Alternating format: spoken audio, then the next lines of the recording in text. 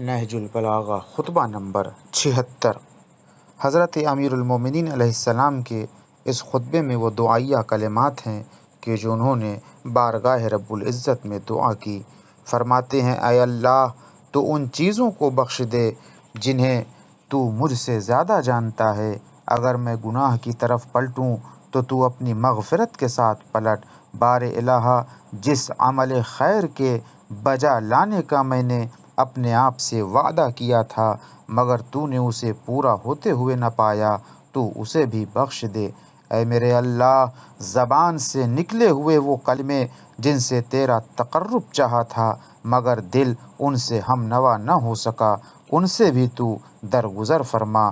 پروردگار، تو آنکھوں کے طنزیہ اشاروں اور ناشائستہ کلموں اور دل کی بری خواہشوں اور زبان کی ہرزہ سرائیوں کو معاف فرما۔